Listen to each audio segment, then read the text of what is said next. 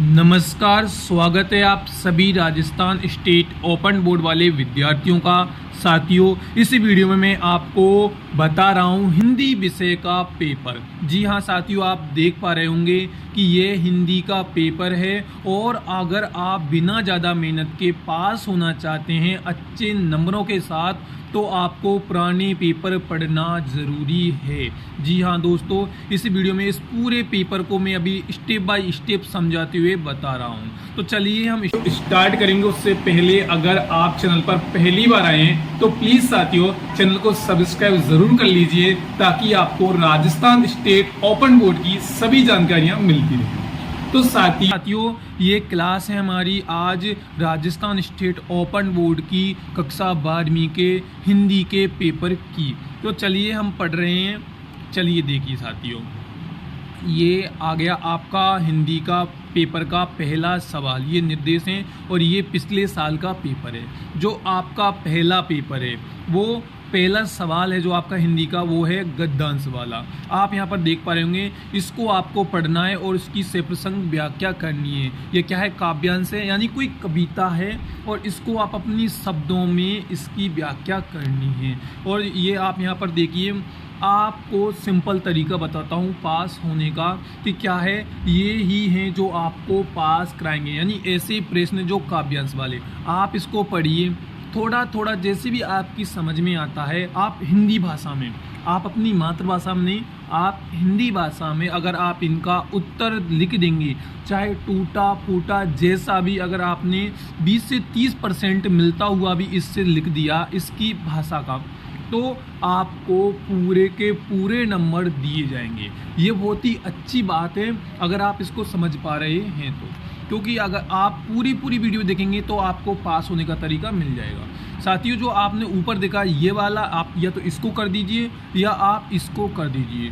दोनों में से आपको किसी एक का अनुवाद करना है। चलिए हम अगले प्रश्न पर चर्चा कर रहे हैं। तो ये खे वाला पहले सवाल का अगला खे, ये 2 नंबर का है। जो पंक्तियाँ दिखी रही हैं आपको, काव्य सौंदर्य स्पष्ट कीजिए। इसको क्या करना है? इसको पढ़ करके बिल्कुल शॉर्ट तरीके से 2-3 लाइनों में इसका उत्तर लिखना है। ऐसे नहीं कि इसमें तो भाई कम से कम 15 लाइन, 10 से 15 लाइन और 20 लाइन तक लिखनी थी ऊपर वाले में, पर इसमें 2 से 3 लाइन ही लिखनी है। तो इसको भी आप अपनी भाषा में लिखिए, क्योंकि समझ में इतना तो आता है। देखिए अगला सवाल नंबर 2 आ गया है, जिनके उत्तर आपको कम से कम 4 लाइनों में करना है, 3 से 4 लाइनों में। देखिए ये भी है आपके किताब का ही। तो मैं आपको मोस्ट क्वेश्चन की क्लासें भी बताऊंगा, आप ज़रूर जुड़िए और कमेंट ज़रूर करना मुझे कि आपको क्या चाहिए। देखिए ये है, बिन देखूं कल ने पढ़ा, तो ये भी आपकी कविता से है।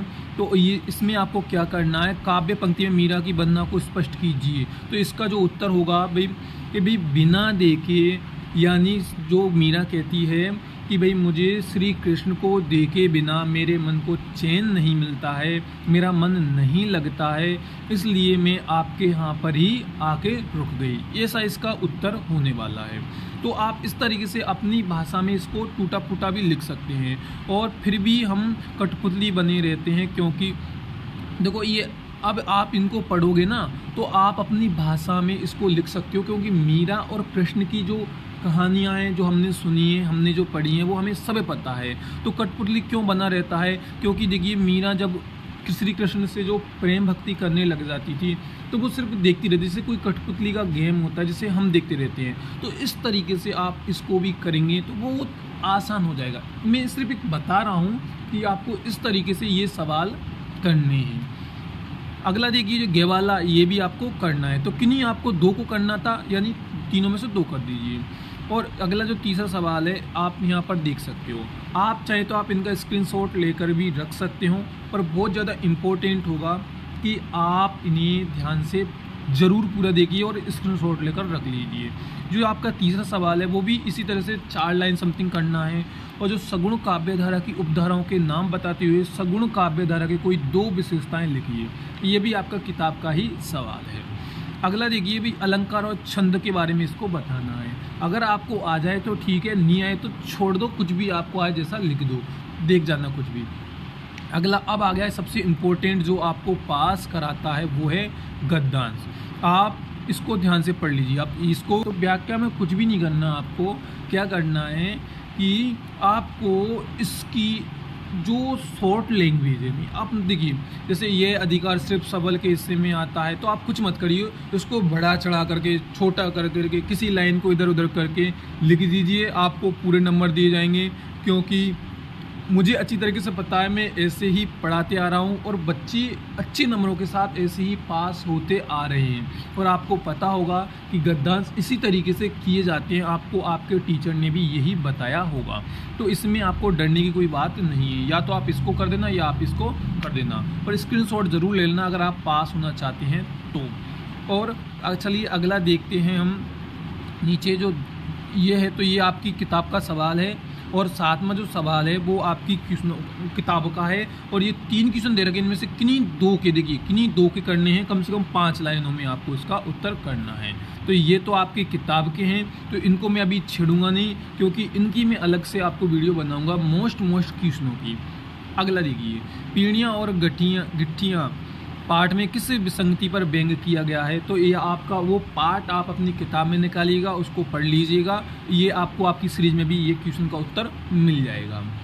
चलिए अगला देखिए, इनका भी आपको 50 शब्दों में करना है, तो ये भी आपकी किताब के हैं। जो अगला देखिए ये भी आपकी किताब का है, ये भी आपकी किताब का है, ये भी आपकी किताब का ही है। 12वां जो मैं अगला नीचे बताने वाला हूँ, ये काव्यांश है। अब देखिए अब क्या करना है, इसको थोड़ा ध्यान से पढ़ लीजिए और नीचे जो दे रखे हैं सवाल, इनके उत्तर में देने हैं। तो इसको करने का एक तरीका होता है, क्या होता है कि देखिए जैसे कि सबसे ज़्यादा तपस्या क्या कहा जा रहा है, तो भाई इसमें आपको क्या करना है, भाई बंधन करने के लिए, भगवान की भक्ति करने के लिए सबसे ज़्यादा कहा जा रहा है। तो इस तरीके से पढ़िए और अपना थोड़ा सा ऐसे मतलब तुक्का लगाइए दिमाग चला के, तो इससे क्या होता है कि आप कुछ भी लिखेंगे आपको मतलब छोड़ना नहीं है।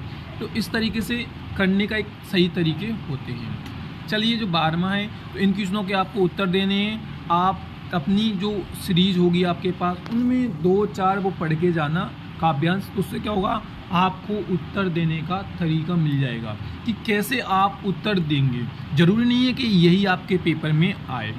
अगला देखिए 13वां, ये देखिए ये आ गया हमारा, इसको पढ़िएगा और इसके जो उत्तर दे रखे हैं, देखिए कुछ भी उत्तर दे देना इसी में से देखकर भाई, ठीक है।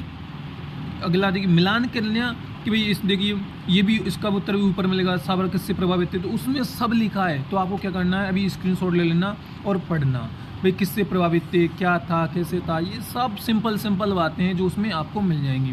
थोड़ा इसमें बता देता हूँ मैं आपको इम्पोर्टेंट बातें कि भाई निम्नलिखित शब्दों में उपसर्ग क्या है। उपसर्ग है, इसमें अन है, इसमें प्रे है, ये प्रे, और इसमें ये अन होगा पहले वाले में ये। और विलोम शब्द स्वतंत्रता का क्या होता है, परतंत्र, यानी दूसरे के अधीन। और जागृति का मतलब क्या होता है भाई, अनाजागृति। इसका उत्तर ये हो जाएगा। अगला 14वां आप देख सकते हैं, विराम चिन्ह के बारे में पुनः, तो विराम चिन्ह इसमें लगेगा यहाँ पे अरे के बाद में, यहाँ शुद्ध करके लिखिए वाक्य को। तो ये आपको जमाने हैं भाई, बंदर को काटकर गाजर खिलाओ, तो यहाँ पे आएगा भाई गाजर को काटकर बंदर को खिलाओ। ये दृश्य भयानक सुंदर है, तो ऐसे नहीं आएगा भाई, ये दृश्य भयानक है, यहाँ से सुंदर हट जाएगा। अगला भाई संयुक्त वाक्य बनाइए, तो भाई इनको अपन क्या करना है, भाई वाक्य बनाना है, इनको मतलब जोड़ के, मतलब इनको इन वाक्यों को बड़ा करना है। जैसे अशुद्ध है भाई, ये सही शब्द नहीं है, इनको सही शब्द के रूप में लिखना है। अगला जो आपका 15वां सवाल है, ये आ गया भाई। अब ये आ गया क्या है, ये एक प्रतिवेदन लिखना है। थोड़ा ये लिखते हैं ना लाइनों में, ऐसे मतलब इस तरीके से लिखना है। प्रतिवेदन के बारे में आपको आपकी गाइड में या सीरीज में यहाँ पे मिल जाएगा। अगला आपको दिखना है भी, गद्यांश का 1/3 हिस्सा शब्दों में सार लिखिए, यानी ये जो 5-6 लाइनें लिखी हैं, इनको 2 या 3 लाइनों में इनको शॉर्ट लिख देना है।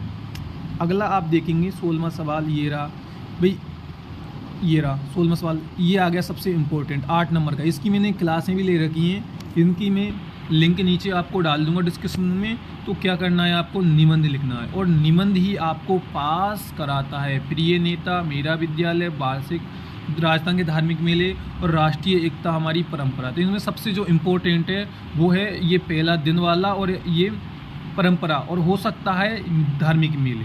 तो इन दो को, धार्मिक मेले और इन दो को तो आप अच्छे से पढ़ के ज़रूर जाइएगा। और ये 17वां सवाल भी आपका ये रहा और 18वां सवाल आपका ये पत्र वाला आ गया है भाई। ये आपको सरकारी पत्र लिखना है, कब लिखना है ये है, और 19वां आपका किताब का है।